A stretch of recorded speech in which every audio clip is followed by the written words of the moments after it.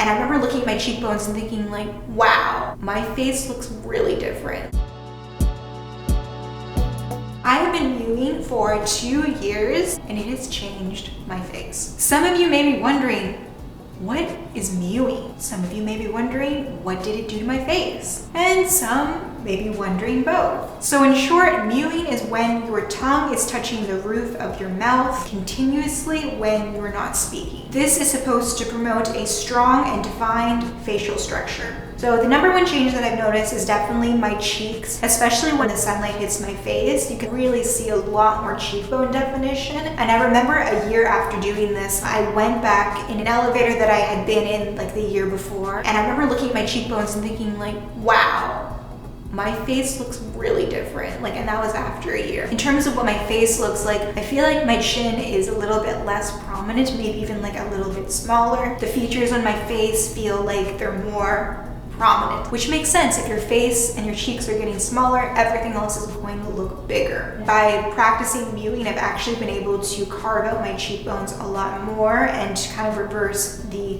poofing, popping effect of my cheeks. So my number one thing after 2 years is definitely like more cheekbone definition, more of like a straighter jaw. For me, the cheeks, I've always had chubby cheeks. People have always talked about my chubby cheeks growing up. It is one of like the features on my face that make me look like a baby when I'm not a baby. It could be like the lowest weight ever. My cheeks would always remain. And that makes sense because it wasn't fat in my face, it was muscle that was being trained to go outward. I also feel like the shape of my face is a little bit different after 2 years of doing this. I feel like my face was more round before, and now because my jaw has more definition and more structure, more muscle, it looks more square. So for those of you that also want to promote a more defined face and facial structure, you're probably wondering, so how do I do this? You want to place your tongue at the roof of your mouth from front to back. So this is your tongue, and this is the roof of your mouth. You don't want it just like that. You want it flush. So this goes from being dropped to being lifted up. And you want slight pressure, not so much pressure that you feel like you're gonna burst a blood vessel, but like enough pressure that you can tell like, ah yes, my tongue is touching the roof of my mouth. I feel that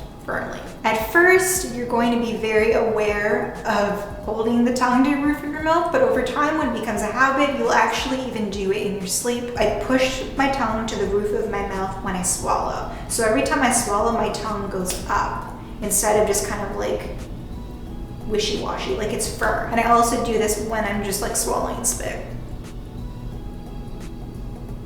Chubby cheeks are kind of a result of the muscles in your cheeks getting trained to go out instead of in, based on how we swallow our food and our spit. Something that really helped me at first when I was trying to get a feel of what it should look like, what it should feel like, I started eating in the mirror and drinking in the mirror so I could see if my cheeks were going in when I was eating, in when I was swallowing, and that's how I would know, like, okay, that's what that's supposed to feel like. I don't even remember, like, how did I rest my tongue before? Like, I don't know.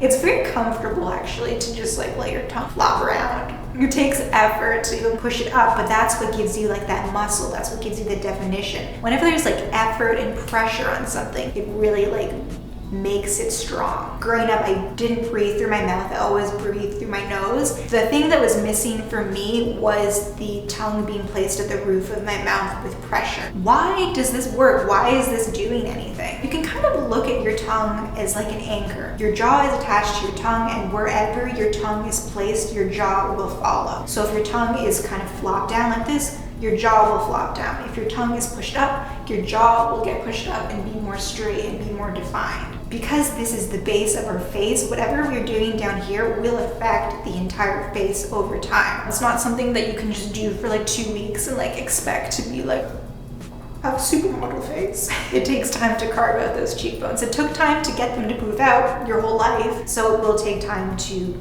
get them to go back in, and it will take time to get more definition in your jaw. This is kind of a huge like eye-opener for me. Like I always thought that like what your face looks like and like the structure and look of your face was not something that you could change dramatically without spending a lot of money on surgeries. Like the face that you have is the face that you have. And to a degree, yes, like our bones are set once we're adult, they're like fused together, but muscle is something that is very flexible and fluid. Muscle is something that we can manipulate and change. A small little change like this can over time equate to very big differences in your face. It's never too late to start over and make a change that will benefit you, not even just aesthetically, but it's better for your health to breathe through your nose. If you want more details on mewing, search Dr. Mike Mew on YouTube, and that's where the name Mewing comes from Dr. Mike Mew. That is my 2-year update. I will definitely do another one at some point, maybe like in another year or something. I will see you in a year.